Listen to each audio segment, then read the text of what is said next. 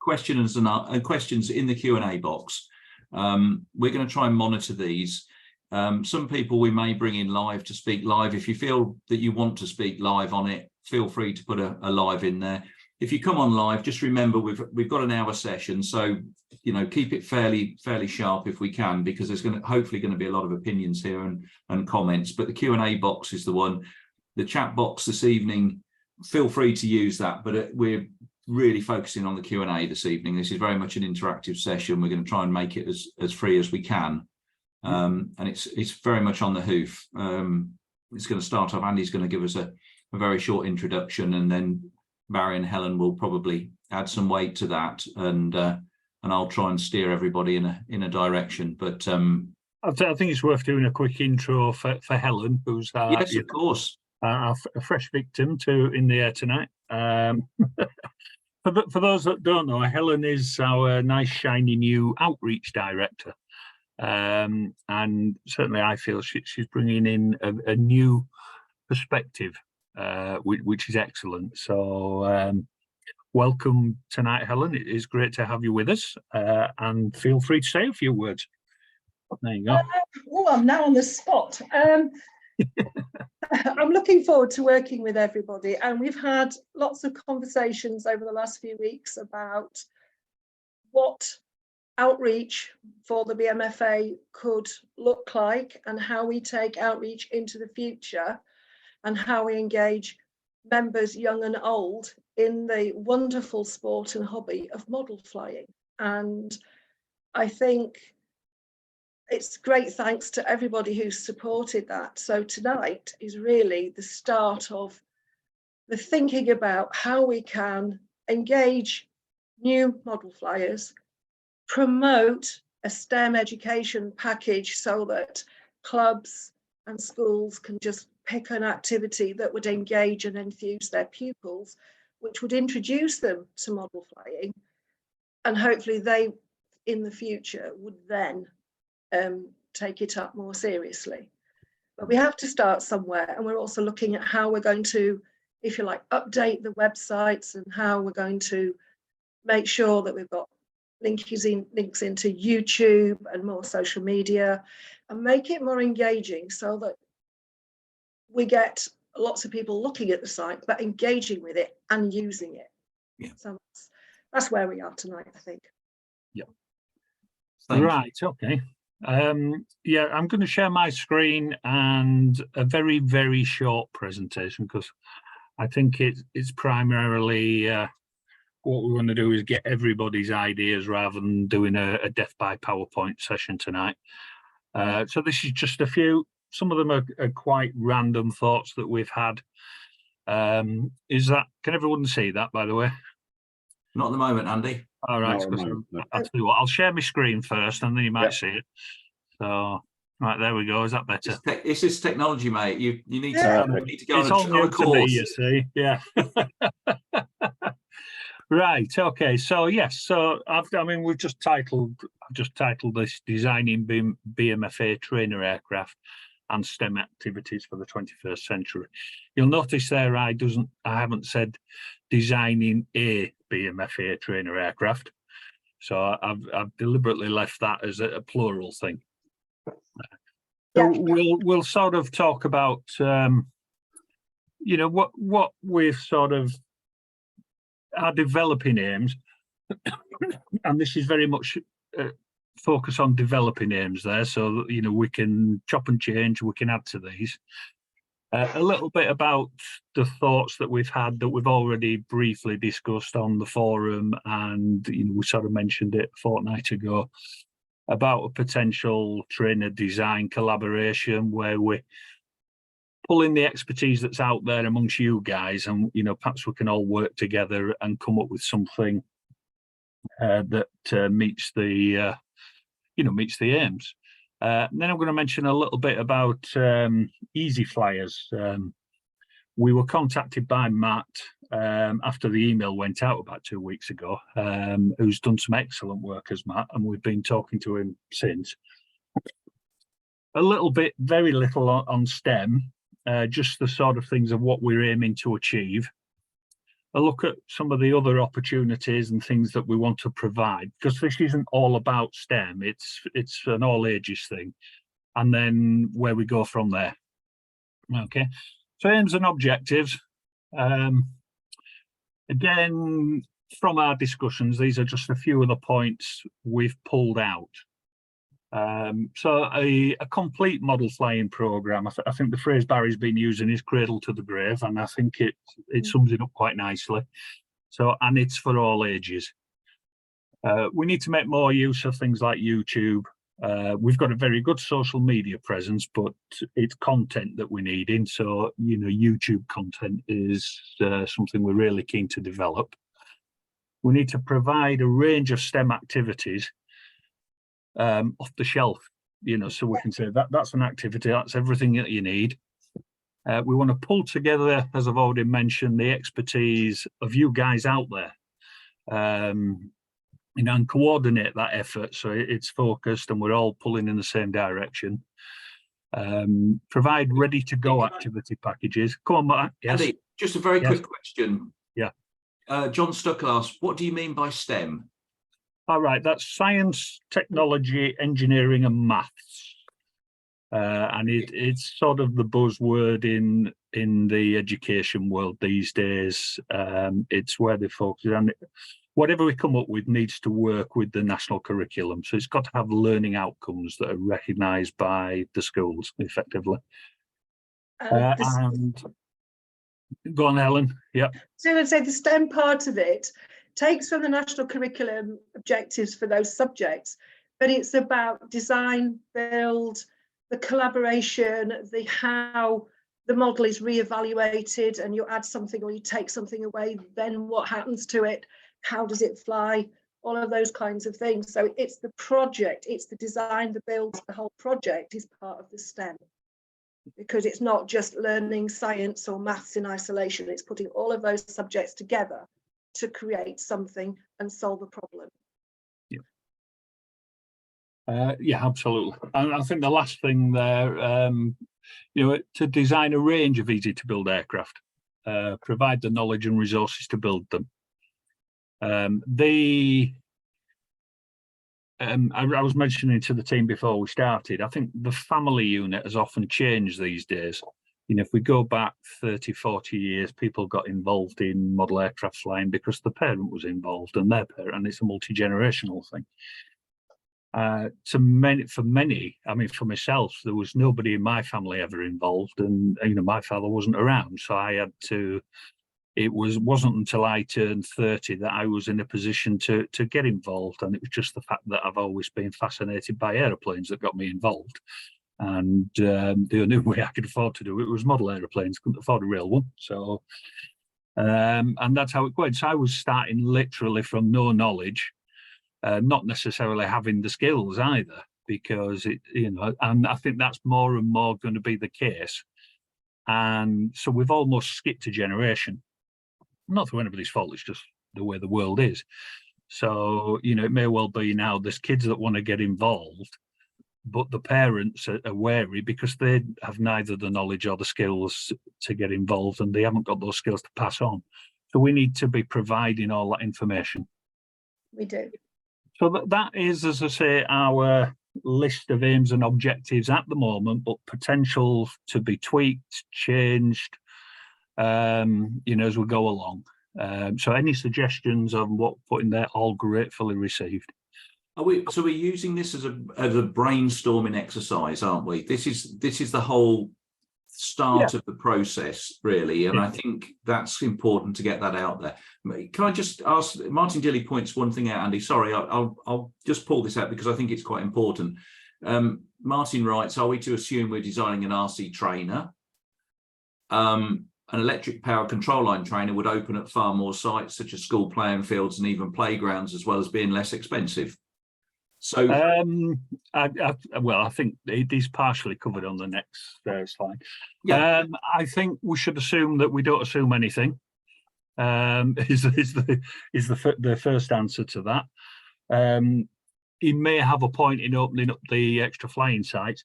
We've also got to consider the level of attraction for the new blood out there. You know, and realistically, whether we like it or not, I think that's probably RC flying rather than control line flying. Having said that, we do both. You know, there's no reason why an RC control line trainer can't be developed alongside whatever we develop for RC. Same for free flight. We've got to, you know, this isn't going to be a single string bow. It's going to be a multi-string bow, and we need to provide something for everybody, whatever their interest is, and whatever their current level is as well. Or disability, yeah. Yeah, exactly, yeah. So hopefully that answers that one satisfactorily.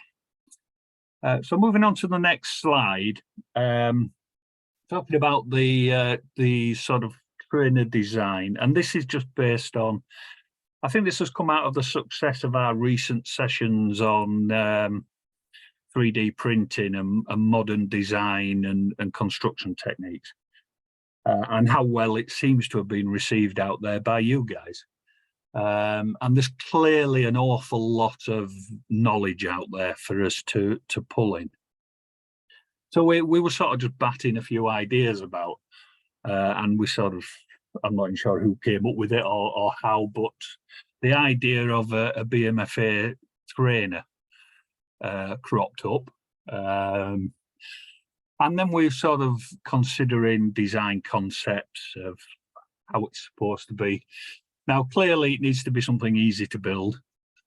We need to have this fully documented design process so that anybody who's approaching this with no knowledge, and as I mentioned earlier, you may well be that because of the generation skip, you know, the parents may not have got any knowledge, so they're not passing on skills. So we've got to provide the skills, we've got to provide all the knowledge. So fully documented design process, step-by-step build instructions, with accompanying no longer than 10-minute YouTube videos for each section. To employ a range of materials, foam board, bolt supply, potentially 3D printed and entire 3D printed airframes, entirely possible these days.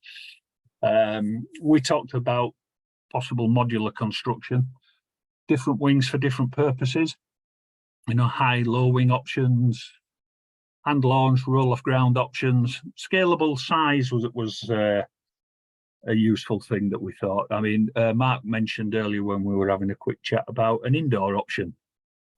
And why not? You know, if we've got a sort of fairly fixed plan form that works, you know, let's see if we can make it scalable. And one of the things I just cobbled on to the end earlier, we need to have an option that weighs more than a kilogram so people can have a go at the air test with it. Mm. And you see, I put at the bottom there, free flight control line, rotary equivalents to follow. They're all valid forms of model flying, so we need to have all these strings to the bow. So that's sort of Andy, where we were at. Yes, go ahead, Andy, Matt. Another question again, just for the audience, really. I take it that YouTube is the go-to place for information. I mean, think one of the major places where the youngsters and adults go for model flight. I mean, there is a lot out there, yes. And I mean, I would always probably look there if I wanted to find something. But is that what we're assuming, or?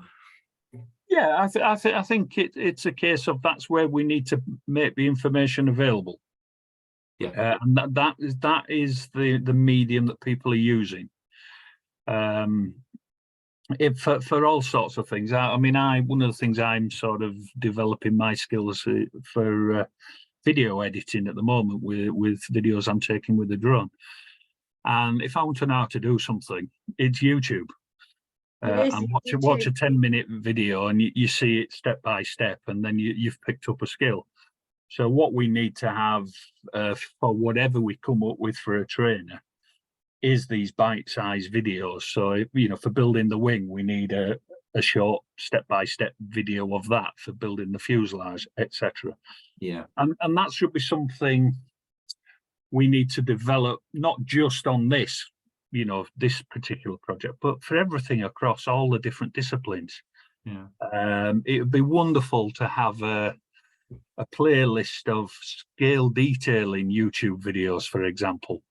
How to weather your aircraft as a YouTube video. This is all stuff that we should the talent is out there, the skill is out there, and I sometimes feel it can often be a bit of a secret society, and we need to be sharing this knowledge, because that's what will inspire people. And that's, you know, once somebody's maybe picked up on a trainer design, put that all together, and then they're thinking, what can I do next? And then if they happen to see, shall we say, a scale weathering YouTube video that we've also got on the channel, they think, oh wow, I'd love to be able to do that, you know, build my scale model.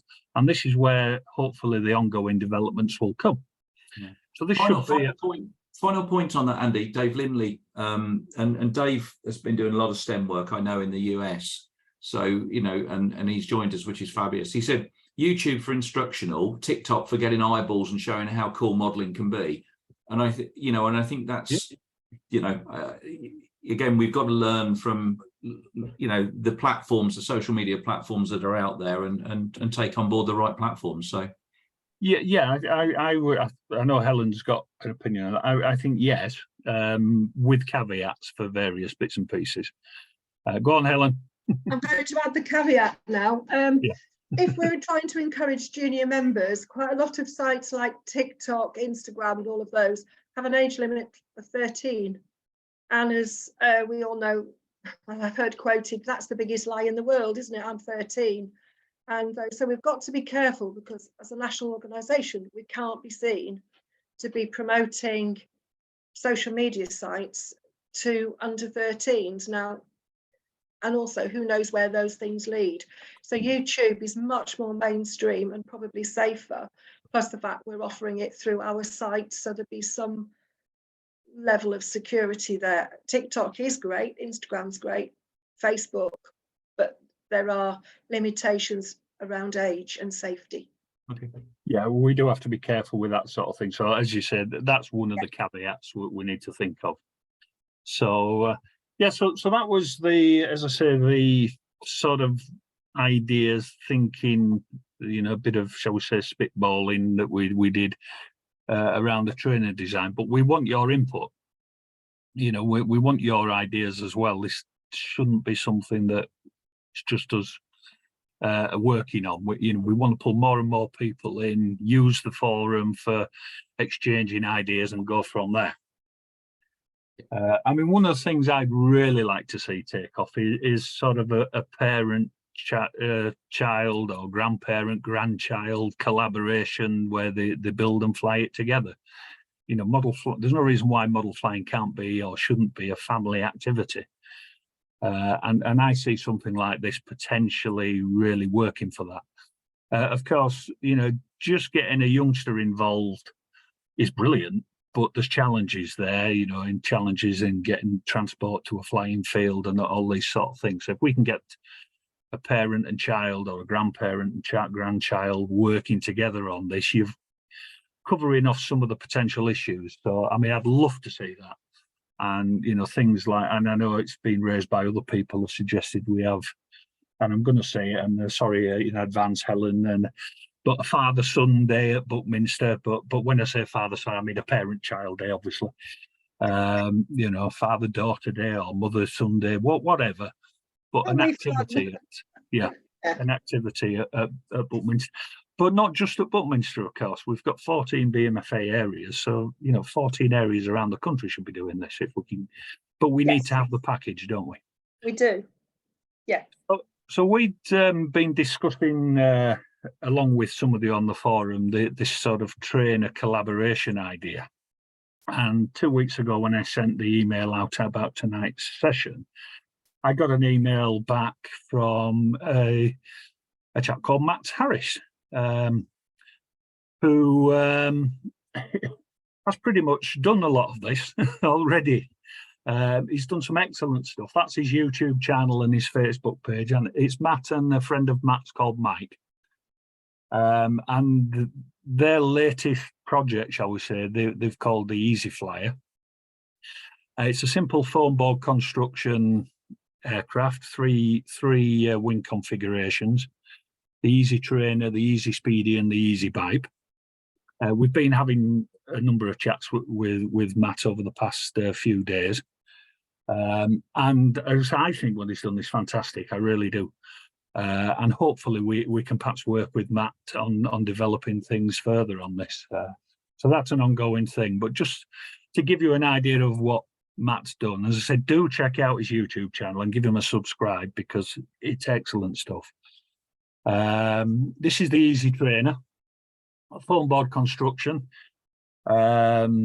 Everything you need, excluding the radio, we're talking what, 25, 30 pounds. I know Matt's watching in, so he could perhaps confirm in the chat box there.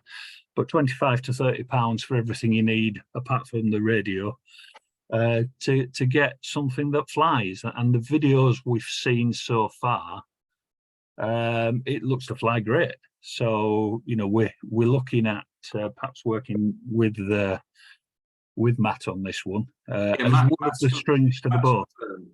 Matt's confirmed 30 to 40 pound whole airframe and electrics minus radio and battery. That's brilliant. I mean, and I think the other thing was a couple of hours build, was it, Matt? So it's something that it's quite easily done in a day, potentially, put it all together and have it ready to fly. I think it's a fantastic concept, I really do. And then just a quick look at some of the other the wing designs. That's the, sorry, it's a bit quick there. That's the Easy Speedy swept back wing. So, it looks faster than it sat on this bench. But again, I think it's the same fuselage, the same equipment, just a different wing. And then there's a biplane version as well. So it's excellent. It really is. I can't speak highly enough of it. And hopefully we'll be working with Matt as we go forward. And this is potential one of those strings to this bow that we're working on. Having said that, I still feel we should be collaborating on another trainer design as well. So we've got options for people. We want to cover as many bases as possible. So moving on from that, quick chat about the STEM activities. I know Helen and the Chief Exec have been chatting with the CAA STEM team. There's potential for link-ups there. And we had a meeting a couple of weeks ago, and we sort of set ourselves a challenge to come up with 2 activities per key stage. So key stage 1 there, 5 to 7 year olds. Key stage 2 is 7 to 11 year olds, and key stage 3 is 11 to 14 years.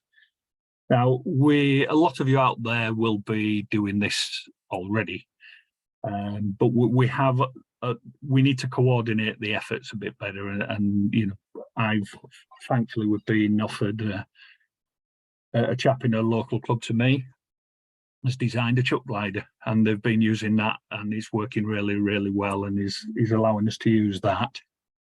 But if you're doing something at a school, we want to know what you're doing. And we want to design. I put their teacher packs, so we can have something on the website with everything that they need. I would envisage key stage 1. It needs to be something they can do in the classroom with things that are readily available in the classroom. So sellotape, paper, pair of scissors, that sort of thing. But it has to have a recognisable learning outcome that fits in with the school's STEM needs.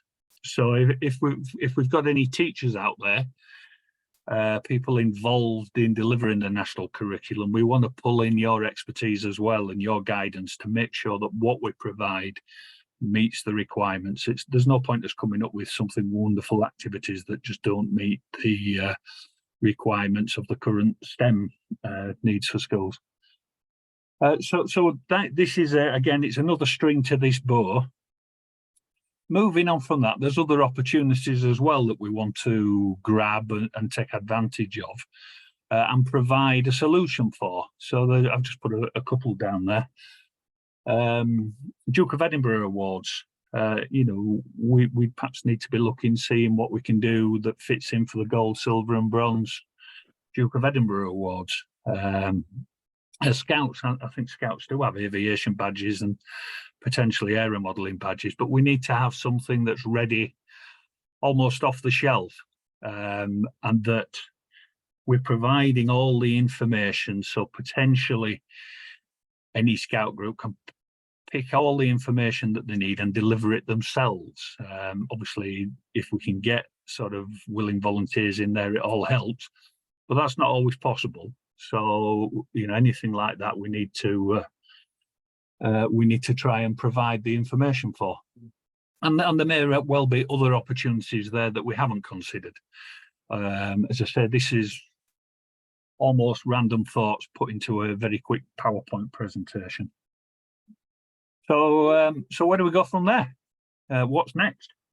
Couple of points that have just come out just in questions. I know Barry's answered one of them. And I know you've been looking at flight tests. They've got a STEM program and some models and that. What do you, are we trying to reinvent the wheel, or are we, I mean, I'm just putting it out there. So I don't know the answer to this one. This is well, I don't know the answer to this. Pointless reinventing the wheel, but there's no point. There's no problem in adapting the wheel for better purposes, shall we say, or grabbing extra wheels. You know, there's no reason why we need just to have a 4-wheeled vehicle. Why not have a 6 or an 8-wheeled vehicle? That's my personal feelings, and you know, yes. I can see some nodding heads on the screens there. So hopefully, you know, and this is what we need. We need to pull everybody in on this because we've got a talent pool out there which is immense, and you know, I don't think we're making the most advantage of it. And let's see if we can really come up with a program that does that. Yeah, I agree with Andy on that. And also, if we were to talk about flight tests, I mean, it would be a dream that you could rebrand flight test as BMFA flight or something like that. The flight test program and the work they've put in is fantastic, but you have to remember that is a commercial operation. What we're needing to do is to get that kind of structure around the BMFA, because what we can do as the BMFA is some of the things that Andy's been talking about and Dave Phipps are talking about, possible collaborations with national organisations, which would really add credibility to the BMFA. We also have people, BMFA members who I personally know, who've got YouTube channels which have got more than 1.5 million subscribers. You know, that's starting to get big numbers. Now, they're not modelers, they're not doing modeling on those YouTube channels, but they know how this stuff works. And that's what Andy's saying about, we've got the talent and the ability, we just need to kind of mold it all together. We need to focus it, don't we? That's something. Yes, we need to focus it. Yeah. And we need the content. We've actually, since Paul Tallick came on board as our sort of PR consultant, going back 5 or 6 years now, our social media reach is excellent. I mean, the numbers are huge. What we are really lacking in is the content to be able to take real good advantage of that reach that we've got. You know, for example, I think our Facebook page, the official BMFA Facebook page, has something like a reach of 5 million a month. The numbers are huge. So we've got to then now provide that content to take best advantage of that reach. So the start of this journey then is this trainer model, adaptable model. That's what we're trying to achieve from this. I'm being the protagonist tonight. I'm just trying to get it out there so that people understand. There's a lot of comments coming in about what we should and shouldn't be doing. I think that's for a different day. I think what we're trying to say is here, I feel we're focusing in on a project that we want to try and adapt and move forward. Am I being correct here, or? Yeah, I think you are. What we need to have before we can drive this forward is a package to offer. Right. And that the step one is develop that package. And I'm not suggesting it's just a single aircraft or a single airframe. It should be a range. But until you've got the package, you can't offer it to people. Yeah. and this is where the stage we're at, is really developing the package so we can then start, model flying is cool, and I think kids like the idea of controlling things, whatever it is they're controlling. They like a controller in the hand, whether it's controlling something on a video screen or something in the real world. But this isn't just for kids, though, because I mean, at the start of this, we said this is for all ages, but it's aimed at those either coming into the hobby or refreshing the hobby. And I say I use the hobby in a term. It's a sport as well, and it's a pastime. We know we've got all of this terminology. I'm the sporting director, so I know the difference in terminologies here. But I think this is important that we don't oversell it or undersell it. It's got to be the right. Is that what we're saying here? Yeah, it's got to be there, something for everybody. I'm going to speak as a rapidly approaching middle-aged man here, but middle-aged men like gadgets, don't we? Ultimately, I challenge any middle-aged man out there to say he doesn't like a good old gadget. And I can't speak from the perspective of women, Helen. I can only speak from my perspective. But yeah, men like gadgets, and I'm sure a lot of women do too. And what's better than a gadget that you can fly around the sky and have good fun with, and if we can provide a cheap and easy means to put that in people's hands. And it to be fair, it's never been easier. You'll get people moaning on social media about all the regulations, which is a tiny, tiny hurdle. Not much has changed. Radio equipment has never been easier to get hold of. It's never really been cheaper. I think Barry was telling us when he first started flying back in the day when everything was in black and white. It was like six years' salary for his first radio equipment and things like that. Whereas now you can pick up a full radio package, can't you? Transmitter, receiver, and servos for almost a couple of days' wages rather than sort of a couple of weeks or a couple of months. It's never been easier or cheaper to get involved. So let's take advantage of that. That's where I see things anyway. So this hobby has never been more accessible than it is now. The real cost of this hobby, it has come down massively over the years, whether that's free flight control line or particularly radio control. At one time, radio control was a rich man's hobby. It is not a rich man's hobby anymore. So it's super accessible now, comparison with how it was. Yeah. No, I agree completely. So as I said, the final slide I just put up there was just really some questions to everybody out there and say, what next? So we've got 100 people in the room here. Yeah. And I guess what we're saying is, I'm trying to sort of see what I'm listening. We're trying to come up with a concept of a model that can evolve as the starting point. The rest will form around that. So in terms of how the activities, there's so many good ideas coming out. This is the problem I've got with the Q&As at the minute. I'm looking at them. There's so many great ideas, but that's not necessarily what this is about this evening. This is about how we start the inception point of view of this model, isn't it? Not just that, though, to be fair, Mark. I think that's part of it. Let's get this done. I have a bit of an aim. I'm going to be honest. Whether it's realistic or not, I don't know. But we have an event at Buckminster in October, the Builders Show.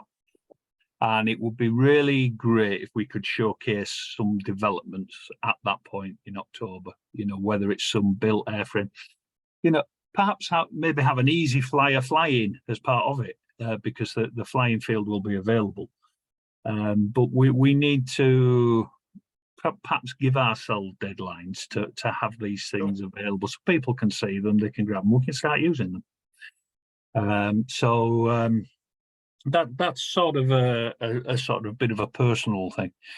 But I think it's achievable if there's enough people out there want to help us with this and are keen. And looking at some of the comments there, The majority are very positive, and you know, if you're willing to help us, we can really drive this forward.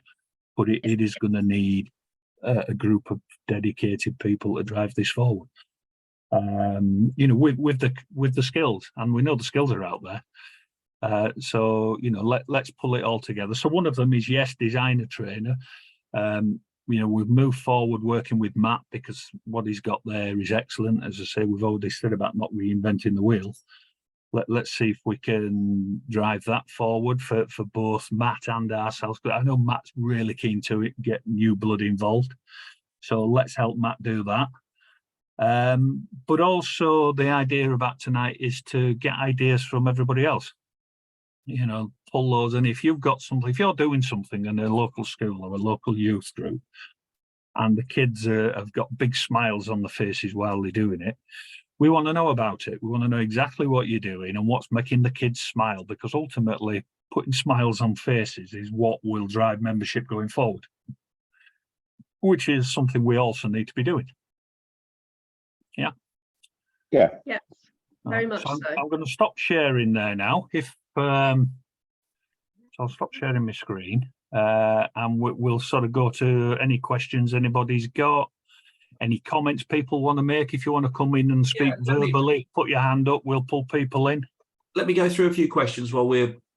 Jim Wright, he agrees with Barry. Cost is unlikely to be an issue. So that's one there. I think there is a. I think there's a differential there. I think we've got to look at it being sensible cost. You can't do something too silly.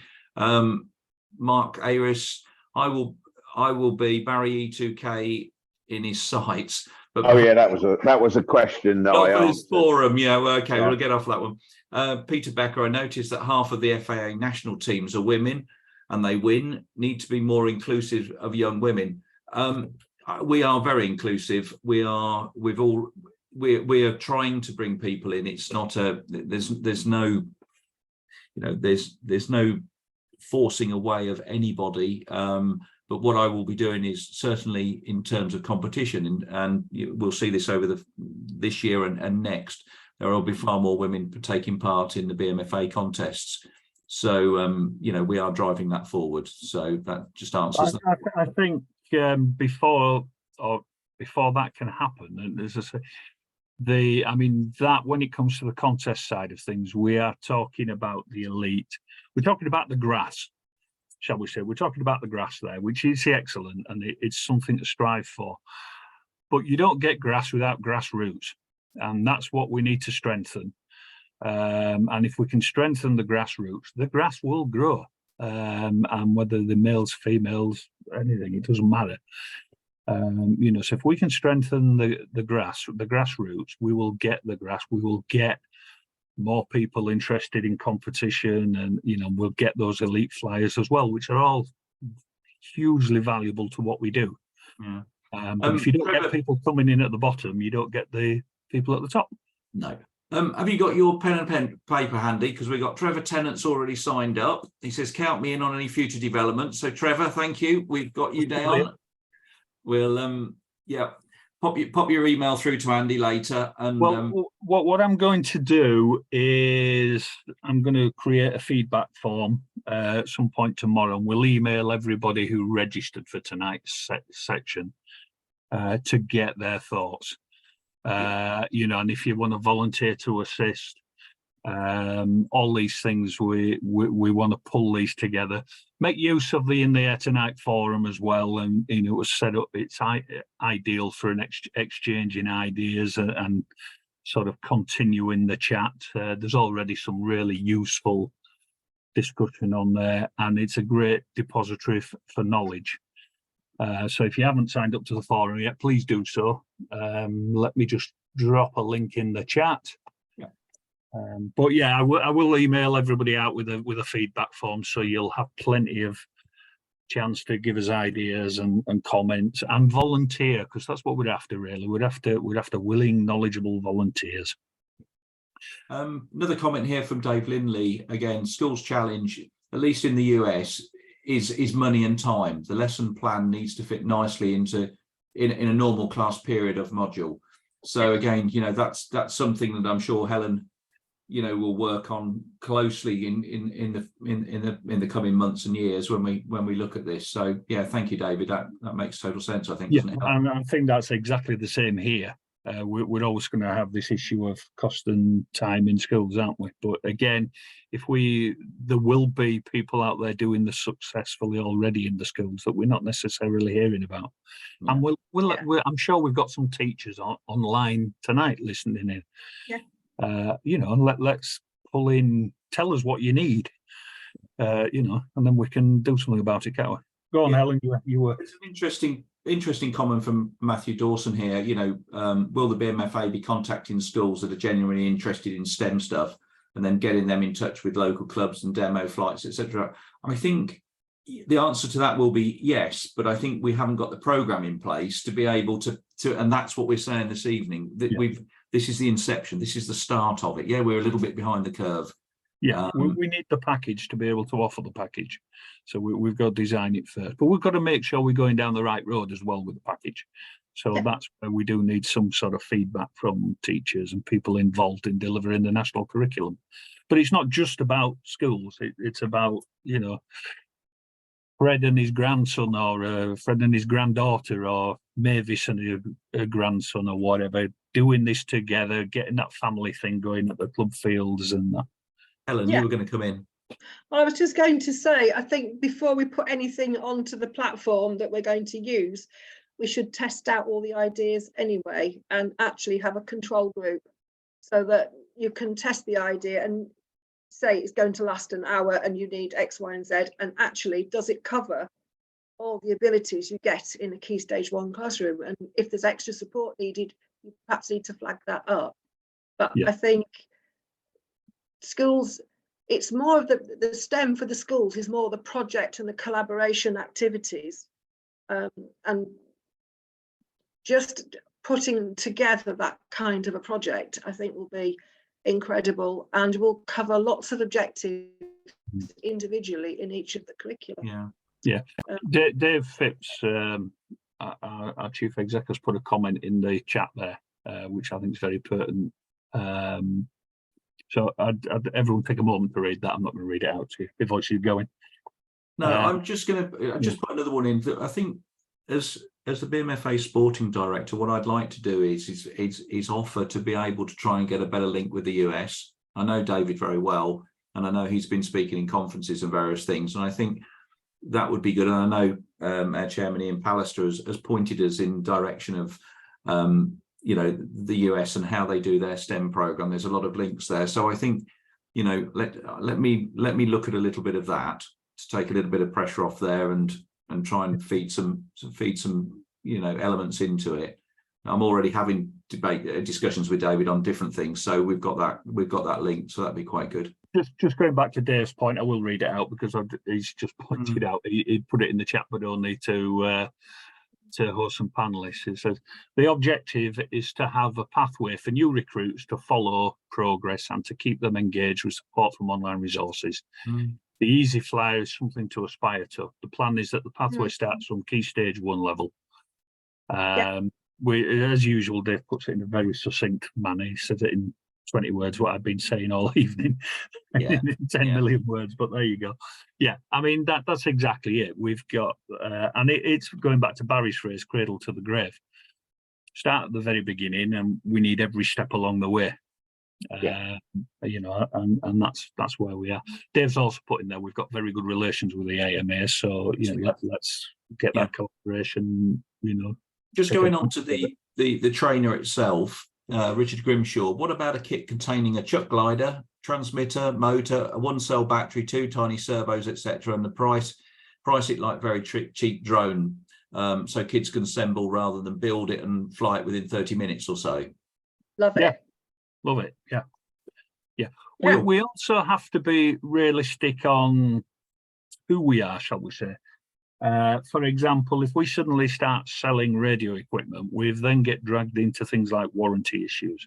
However, we do have some very good relations with, you know, the trade, and you know, we need to take advantage of those. So while things like a kit of parts we could potentially get produced to sell, when it comes to things like radio equipment, we perhaps need to be providing the link to potentially a preferred supplier, who potentially might, offer a bit of a discount there, who knows.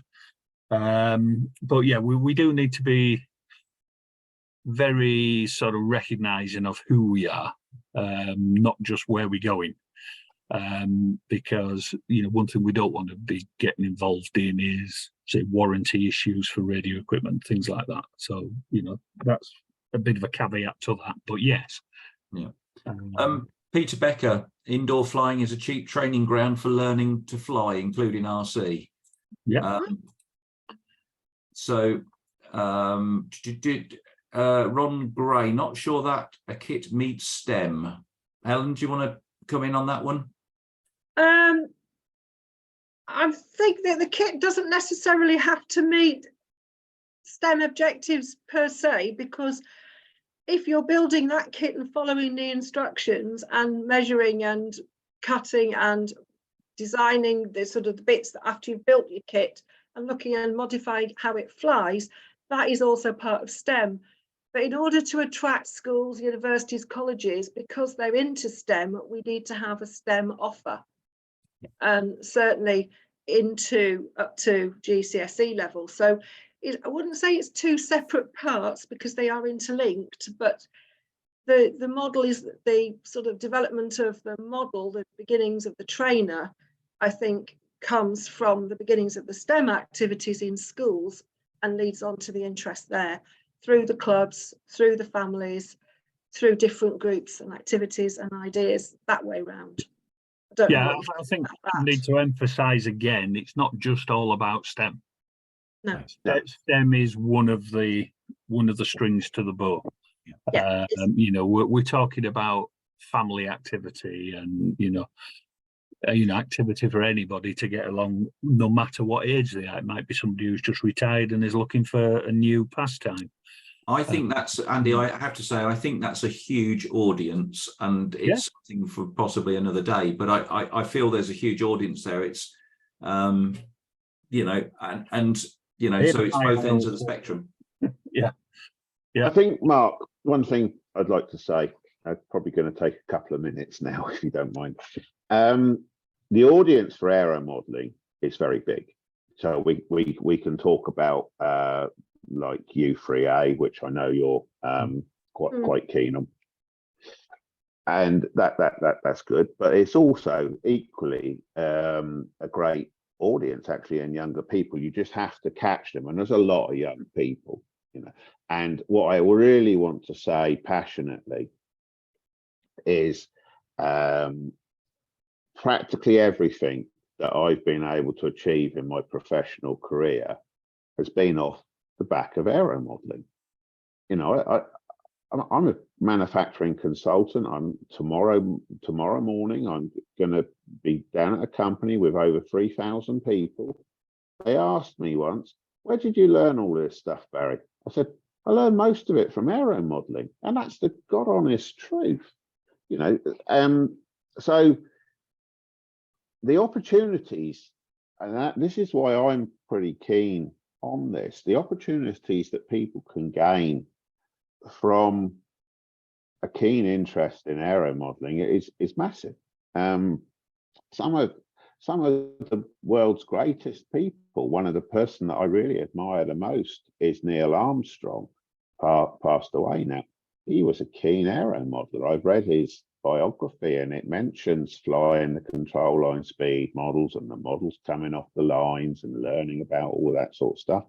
Other astronauts were also aero modelers and industrial figures and designers. No surprise that Sidney Cam from Hawker Aircraft, he was an aero modeler. I'm pretty sure that we had a picture of him in the Buckminster 100-year anniversary display. I'm pretty sure it was there. So we've got a great opportunity. I also have to say that tonight we have had more questions and answers in the questions and answers down at the bottom than we've ever had in any ITAT before. So that shows that you guys and ladies are also engaged. Some people have talked about sort of health and safety and those kind of things. The BMFA are very good at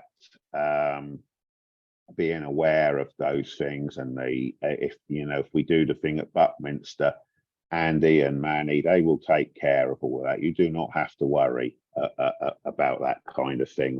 They are professional. These guys, Andy and Manny and Dave Phipps, they're paid by the BMFA to overview these kind of things. So we don't need to worry about that. They'll have all of that covered. I think that's probably what I wanted to say, Mark. No, thank you, Barry. I think, the word volunteer at the end, it's important. We need volunteers, and Phil Davis is he a few moments ago he came on and said he's very happy to volunteer. So again, another name there. We'll have a Q&A box. We'll have some. We need to get volunteers. So many of us are volunteers, and we do it for the love and the passion of the sport, hobby, pastime, whatever you want to call it. I'm not fussed about that. I think the important thing here is that it's about embracing aeromodelling and everybody trying to help each other. And I think this goes across all the continents. I follow a lot of Facebook groups from all different countries, emerging countries. In terms of aeromodelling, India, for instance, there's this wonderful little club there, and I see all these models flying and different things, and there's loads of different countries that you see, and you just go, none of these compete nationally or internationally. They're just small little clubs or individuals that are building models and flying. So I think I think this is there's a much bigger picture here, but I think we're focusing on starting this, catching up a little bit. So right, what else have we got here, Mark? Sorry, Barry Gregory, what would you distinguish this BMFA trainer from commercial available trainers, benefits and costs, etc.? I think that's a really, really good question. Why are we? I see it, the information and expertise that's packaged alongside it, the skills that are packaged with it. Anybody can go to a shop and buy an ARTF trainer, bolt an engine to it, and be flying it relatively. Hands up here, that's how I started. Although I did go along to my local club first and got some advice from them, and went out, bought my ART Ripmax Nova 40 it was. And I got an MDS 40 engine because that was recommended by the model shop. And that ran sweet as a nut on the ground, but it was scared of heights. So as soon as it got 6 foot off the ground, it stopped. So after about 3 weeks of not getting anywhere, I took that back to the shop and got an OS 46 LA, put that in it, and I've still got that engine 20 years later, and it still runs brilliantly. I never looked back. But that's how I started. But you don't really develop skills doing that. You don't get any knowledge. I mean, I've got physics A level, so I had a sort of some knowledge on how things fly. But it's that extra stuff that goes alongside it that I think is important, and the knowledge and the experience of you guys. Let's pull that and put, sort of infuse this creation with that knowledge and have it backed up. So, if anybody's got questions, they know where to go to get the answers, and, they've got, and that's, you don't get that with most ARTF stuff when you go to a model shop and buy it. So it's an holistic approach. Yes, that's what we're talking about. There's trainers out there. One that I'll mention, I'm not endorsing it, but I can tell you that there's a E-Flight Apprentice. It's a superb trainer aircraft. You cannot get a better trainer aircraft than that. I've flown RC models nearly 50 years now. But there's not, it's like Andy's saying, it's not a holistic package. What Andy's talking about is it's everything, and you can take bits out of that. So if you just want to get a plane in the air quickly, this could be a plane, this trainer that we're talking about. But if you also want to really learn about aerodynamics and how the plane flies and what have you, you can also do that. So it's you can cherry pick. It's almost like a menu that you can take out of it what you want. Yeah, ideally, I think if we've got this stepped approach, there's no reason why you have to start on the bottom step. No, You you can hop in anywhere along. halfway up the flight of stairs, if you like, and that's your starting point. And you might never go beyond that, and that's fine if that's what interests you. But hopefully, we'll be able to have the next steps there to inspire them, and potentially, you know, if somebody thinks, right, brilliant, I'm really enjoying this aeroplane, flying it around. Why is it flying? So they can go step back down the stairs, if you like, and get that knowledge as well. You know, just aerodynamics are an important part of that, aren't they? So look, you know, it's a huge field. Just going to go through a few more because conscious there's a lot of questions here and a lot of comments, and I want to cover as many as we can tonight. Phil Davis, Barry, a lot of NASA astronauts were also scouts. If you can merge the BMFA scouts, schools and model clubs, the project will soon grow and future air modelers will benefit. Absolutely. Get that one. Thank you. Ray Pinchin, has the egg lift challenge for schools been cancelled? Andy, you can. No, the payload challenge is thriving, actually, happening every year. Potentially, we perhaps need to be looking at another version of it. Manny won't thank me for saying that because I think he's very busy with it. But ultimately, I think it's pretty much oversubscribed every year. So you know, but there's no reason why there can't be a challenge that leads into the payload challenge. You know, what we shouldn't do is restrict our thinking. Yeah, in any way, shape, or form. Yeah. The next point. This is fabulous, and I think James Vincenti. And apologies if I pronounced you incorrectly. James, if you can get in touch with us. I'm a long-time STEM volunteer at the London Science Museum. We are well set up for classroom activities and would be ideal to do any testing.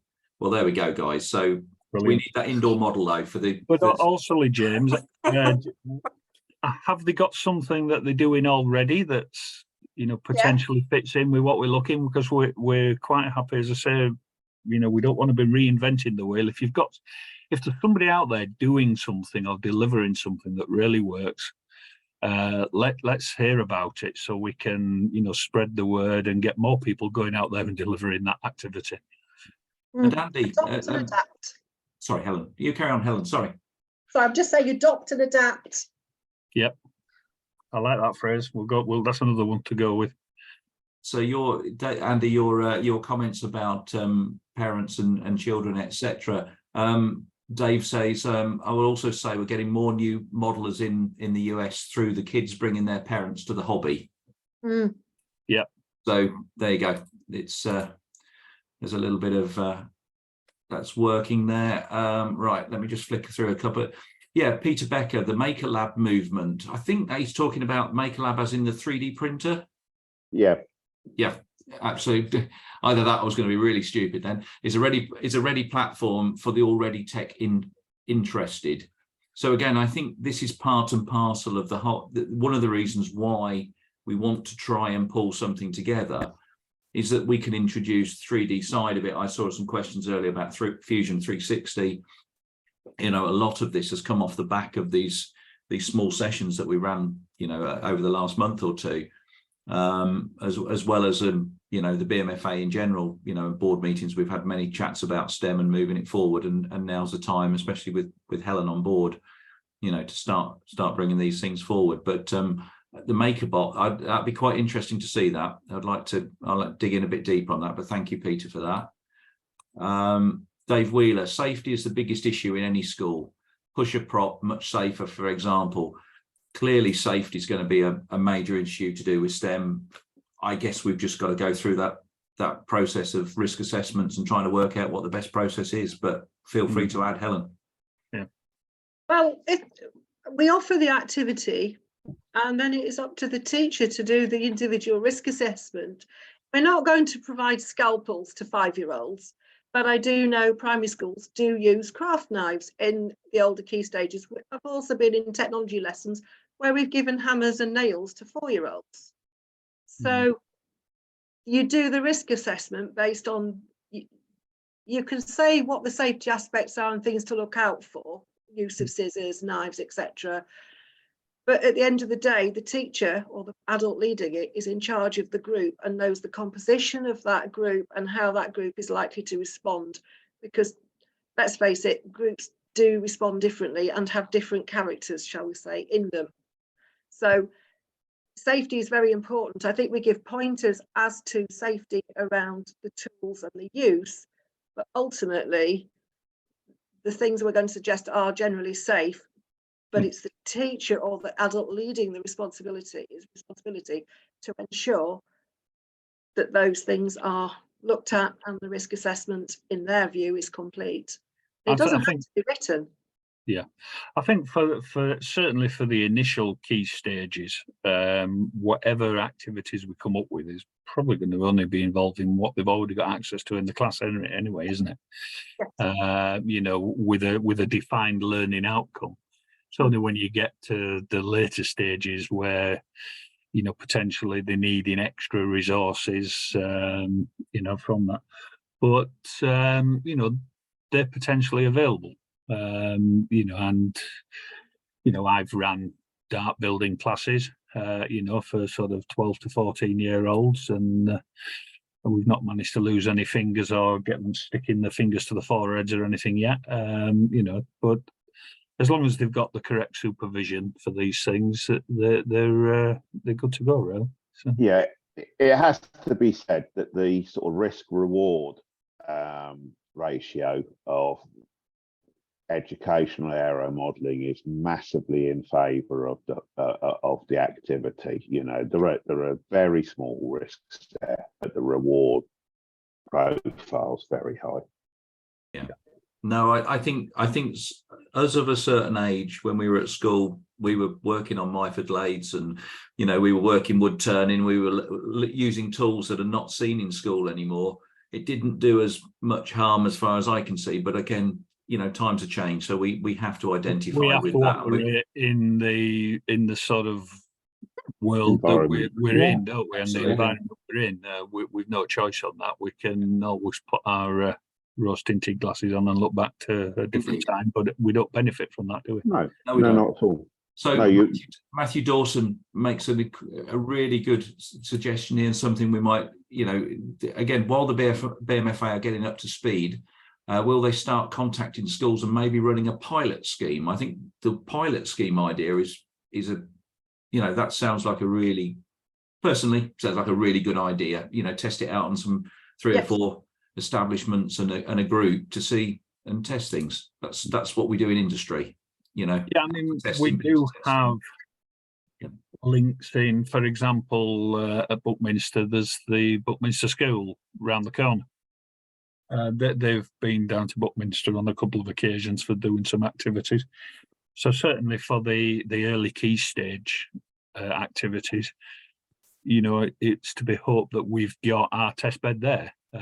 But equally, we don't want everything to be focused at Buckminster. You know, we are a national association, and we perhaps need all the 13 BMFA geographical areas to be, you know, also testing these things out. Yeah. And we need to be, you know, any clubs that are getting involved with youth groups and things, you know, we need to have the resources available, sort of STEM in a box, whatever we want to call it, but we need to have these things done and tested, and we test them in a number of different places, see what works, see what doesn't, and we develop it, and we continue to develop it, you know, and then we're good to go, I think. Yeah. Another one very quickly here from James again. Apart from he sent you an email, Helen, so you've got his email address now. Fantastic. But he believes that in Hungary have now got an aero modelling onto their school curriculum, which I think is quite enlightening. It might be a good idea to engage with Hungary's education department for their experience. Well, that sounds really good. We'll have a look into that one. That's thank you, James. Yeah, there is I believe CM have an education group anyway.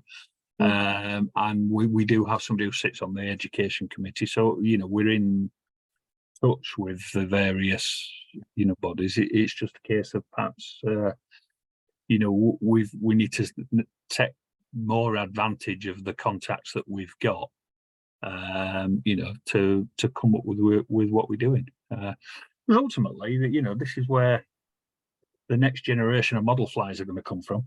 Yes. And that's what we want, isn't it? We want the next generation to be involved, and we want people to carry on doing what we all love doing as well, because we know the benefit from it. You could say it's where the next generation of astronauts are going to come from. Yeah, exactly. Or F1, Mr. Senna, of course, Yeah. as we know. Yeah. I remember meeting Ayrton Senna at Sandown. He had it was just before he went to McLaren. There was about 20 of us around talking to him. He was very, very friendly, helpful guy. A little bit shy, but yeah. And then those of us who've got a bit of an artistic background, of course, David Bowie, of course. Oh wow! So David Bowie used to fly model aircraft. So there you go. Let's throw that in. Anyway, let's go through a few more. Yeah, So I'm just losing a few people in the room now. So because we've gone past the witching hour. So Peter Becker, we no longer have flight instructors with buddy boxes. With the learner mode in RC, it will fly itself if you take your hands off the controls and circle at altitude. Andy, leave that one with you to answer. The technology is available to do that. I aren't entirely sure it's the best way of learning. But that's my own personal opinion. I think, and the other aspect, of course, we've got to consider with these sort of things is we need to comply with things like our Article 16 authorization. Yeah. Anybody who's doing this in a school would have to be closely supervised, or they've got to go out there and get their own flyer ID sorted, or their own competence. But if we've got them closely supervised by somebody with their own flyer ID, we've got it covered. So these things are all things that have to be considered. I did mention earlier that the regulations are only a tiny hurdle to participation, but they are still there, and we have to make sure everything is done not just safely but lawfully. So these are all considerations, but I think that's easily dealt with. So. While we're on name dropping, John Minchell drops in. Richard Branson was an aero modeler. There you go. Yeah. Look at that. I'm going to save the chairman's comment for the end, because I think that's very, very, very important. I'm just going to cover a couple more, because like I say, we're just losing the room a little bit now. What we got? Dave Wheeler. The safety of the flight aspect of the activity is the main concern from a teacher's point of view. We can manage the build aspect. We would benefit from help with risk assessments for flight testing, plus would keeping it under 250 grams be a benefit to avoid CAA registration. Yep. Can't put any more comments. Sorry, I was reading something. It's all right. I was looking at my expert in the top left-hand corner here, Mr. Simon. So he was asleep there for a moment. What was the question again? Sorry. Oh, should we keep it under 250 grams to help? I guess is to do with CAA, but no, we do both. Again, we shouldn't restrict our thinking, and we shouldn't restrict our aims on this. I've mentioned in the slide that we should specifically have an over 1 kilogram aircraft, so people can move it onto the to the air test. So it depends what it is they're doing. But whatever we design, we need to be aware of the regulations. There's no point designing something at 260 grams. If it's anything that can be done under 250 grams, of course we will, but we shouldn't restrict ourselves to that. No, absolutely. Right, last couple of comments. Beyond David says beyond scope, but get high schools to design the parts for primary schools to build and help build into school working. I think that's I think that's a good idea. I mean, we go further and say, well, try to get some industry to assist and send out some components to get, if we could partner with small aspects of industry that you know, you can send the files and they can produce them and send them back. You know, the options are, you know, that's process, isn't it? That's process and manufacturing. So again, that might be another thing that could come out of it, but a great comment there. Right. From Dave again, from Dave Limley from the US. Dave, thank you very much. He says that the National Free Flights Society stands ready to work with the BMFA to help develop STEM programming. So thank you, David. We will certainly take you up on that. I was just wondering what an FFS was. Right. American group. Yeah, no, absolutely. And I'm going to end on this last comment and then let everybody, if I let Barry, Helen and Andy then just sort of wrap up the session. But Ian Pallister, our chairman, thank you all for your comments. This is a huge topic and we don't underestimate the task. I see there being two distinct elements of BMFA responsibility. One is our remit as the national body to promote error modelling through STEM. And it's just moved, sorry, for the benefit of the UK PLC, but the road is littered with STEM packages that have failed to take off. Success is totally dependent on the enthusiasm and engagement of teacher, scout, cadet leadership, which in my experience is sporadic. Our second responsibility is to grow participation and sustain the BMFA membership. The conundrum is that provision of packages has to be accompanied by accessibility to flying sites and clubs. It needs buy-in from more clubs to embrace and welcome juniors and absolute beginners. Many already do it very well, but we can do better. Yeah, I think, yeah. Can't argue with any of that, can you? Argue it? No. I'm going to close the Q&A box down. I think we're 15 minutes past the hour. Barry, I'm going to do this anti-clockwise. I've got Barry, then Helen, then Andy, and then I will shut up, and then yeah. Okay. I think we can see there's great interest tonight. We've had the most questions and answers that we've ever had. I thank everyone for that. There's a lot of good information there that we're going to pull up. I would say that the responsibility's on us.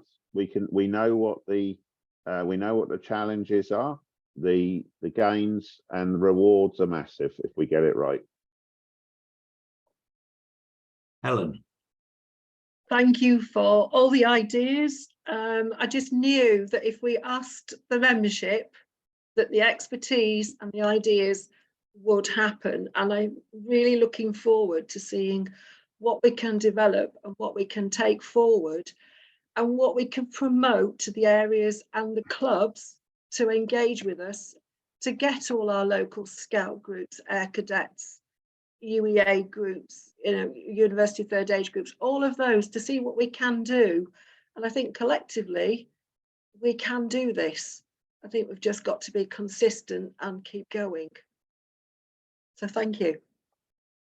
Yeah, and Helen, thank you as well as the Outreach Director. I think you've got a huge task ahead of you, but you will have the support of all the volunteers, and you know that, and you know, and it's great to have so many people coming forward. But thank you, and thank you for coming on the show tonight, Andy.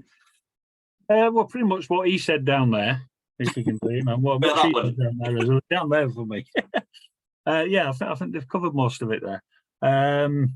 We will get a bit of a questionnaire through online, the medium of online forms, which I'm quite good at, I'm told, to you all in the next few days, so we can gather and start collating those thoughts.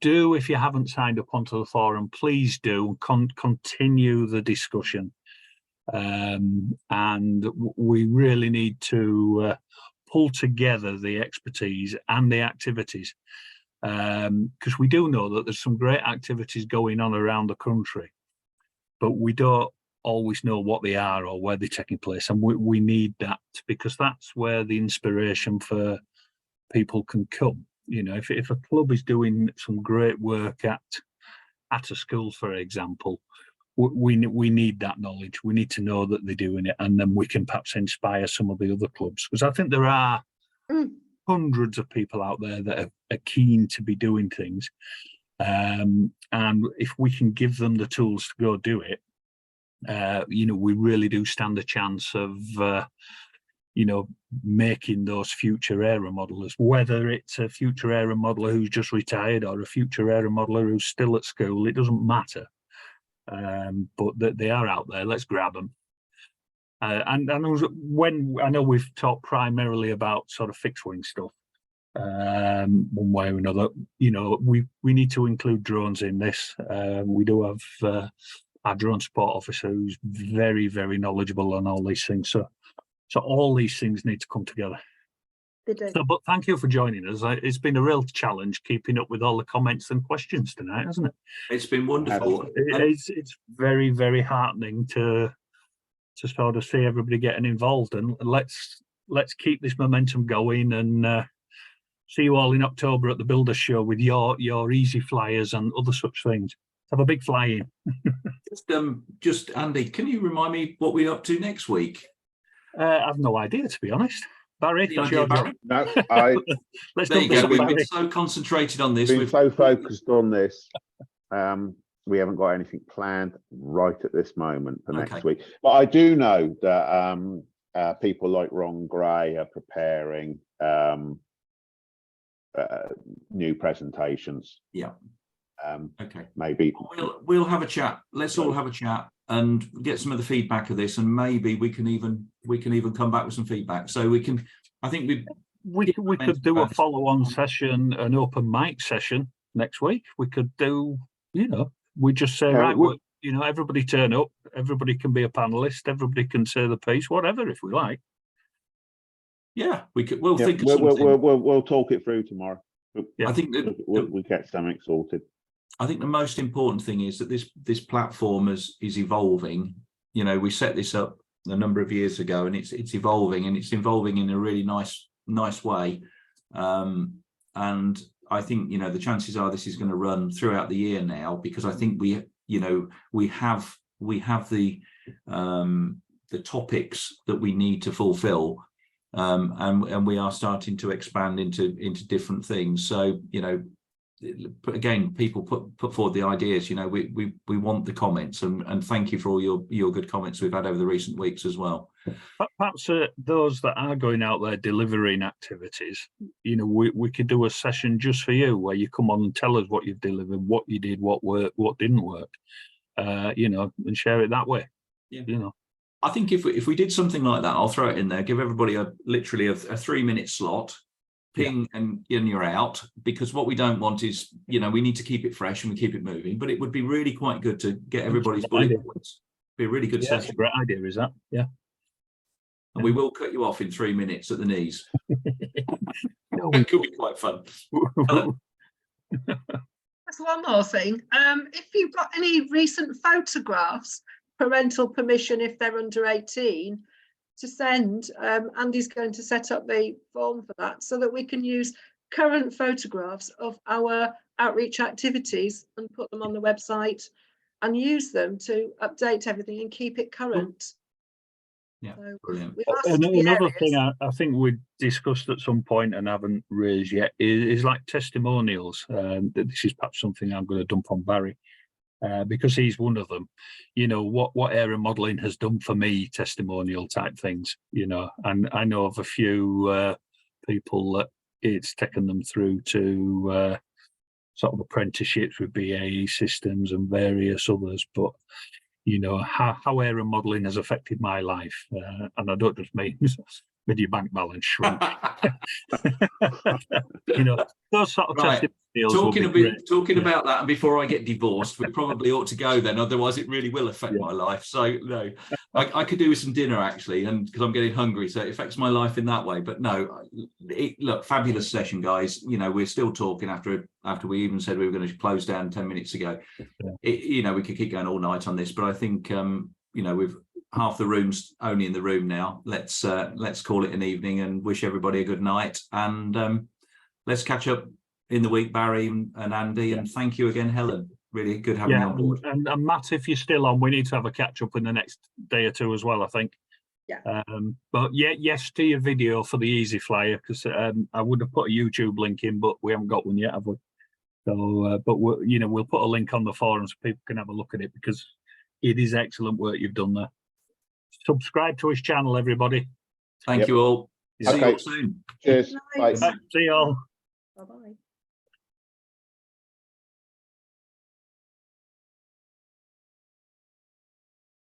Oh dear. My voice is going. Yeah. Well, that went quite well, Andy, didn't it? Yeah. I think it's great that there seems to be so much